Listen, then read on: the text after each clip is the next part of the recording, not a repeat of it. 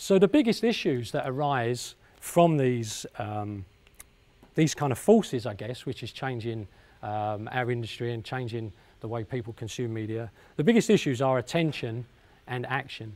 Now, to get attention, you probably need some spectacle to really cut through the noise. But once you've actually grabbed somebody, then you need to be relevant and you need to resonate. And the way that you resonate is you have to be really clear about what it is you want to say. And I think for, often when I meet independent filmmakers, so I do several workshops on transmedia, and first part of that workshop is to say, right, write down your story, now tell me what the premise is. I want to know what it is that you believe and what it is that you believe is being communicated by this work. Because if you don't know what it is you want to say, then it's difficult to do it in one medium, but if you're going to do it across several mediums, then it's all just going to fall apart. And you can't leave the audience to make up their own mind, because you're communicating something, and you should be clear in your own mind exactly what that is. You don't need to be on the nose about it, but you do need to know what that is. Now, if you look at attention in terms of the way the business side would sort of think about attention, it's about acquiring new viewers and retaining the ones that you have. And action is, anything really from like clicking a link to actually buying something. What do we mean by audience engagement? And I think one of the definitions that I really like, that I've picked up on, is about being in the moment. Because often, maybe not so much now, but sort of in the first part, in the 90s certainly, in the early part of the 2000s, we'd often refer to sort of media as sit back or lean forward. And I don't think they're quite right, because we all know that we can be completely engaged in a book and we're not sitting there clicking around or jumping around the living room or anything. And it's about being in the moment to the exclusion of everything else.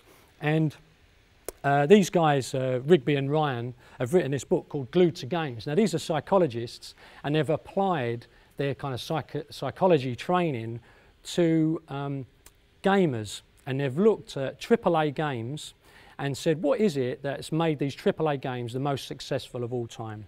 And when they look at immersion, which is one of those key things, they've come up with these three ideas. So it's physical presence, and that's why we see these AAA games keep going towards greater fidelity. How can we make this physical kind of 3D representation look more and more realistic? Emotional presence, which comes from really stories. It says like players feel like they would in real life. And the way to get that really is through stories, I believe. And this narrative presence is being able to affect the story in some way. Now, when we look at action, often people talk about motivating people, or when I talk to transmedia people, they would say, and then the audience is going to do this, and then they're going to go to this platform, and then they're going to go somewhere else. And very few people think why someone would want to do that. Why are they going to move from these different platforms? And, the first thing is, well, we'll give them badges, we'll give them a coupon or something like that. But let's suppose you're a brand, and it would be the same as a filmmaker, your relationship with your audience. If you're saying, if you do this for me, if you click this link, or if you retweet this tweet, then I'll do this for you, that's called an exchange-based relationship. And that's no way to build a relationship. You don't say to your wife, well, maybe you do. If you put out the trash, then I'll turn off the telly early. But it's not going to last for much longer. You need to come into a situation where you do something for somebody without expecting anything in return. And sometimes that feels like counterintuitive, but that's the way you build trust. And that's the way you build this authenticity, in that relationship. Now, what people are looking for when it comes to what's going to sort of motivate them to do stuff. And these three, Rigby and Ryan would say there are these three areas. This competency, they want mastery over it. And I think lots of games designers would agree with this, that part of the fun of playing games is being able to get better at something. It's that learning experience which is fun. They want autonomy, the freedom to act, and relatedness, to feel like connected to others. I would say that there are these other human needs as well, and the need for significance I see quite a lot. This is why leaderboards are so very popular, because people like to see that they're in the leaderboard. This is why user-generated content, and as the sort of the production company or the creative, if you can pluck somebody from obscurity because they've created some user-generated content and you showcase it somewhere, you've given them significance and you've really kind of helped them stand out amongst their community, and they feel good about that.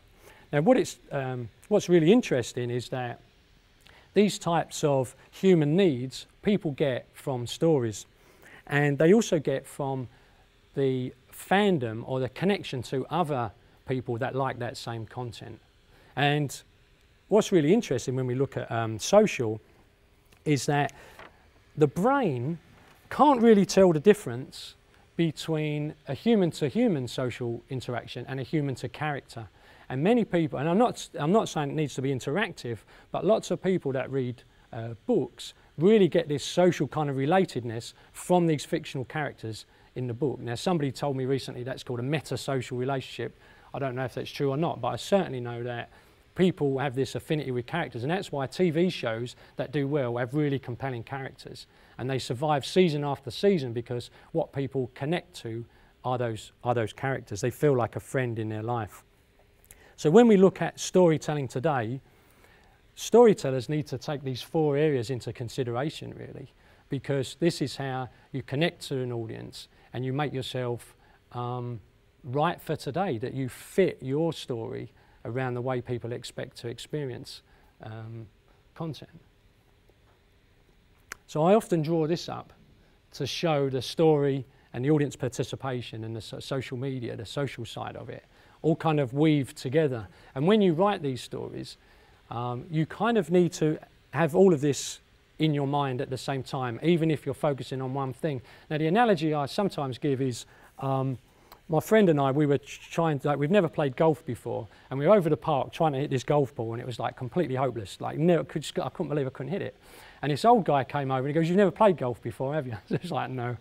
So he said, "Right, what you do is you look over there and you see the hole, and then you look down at the ball, and you look up, and then you make sure that you can visualize where that hole is in your mind. But when you look down at the ball again, you don't take your eye off the ball."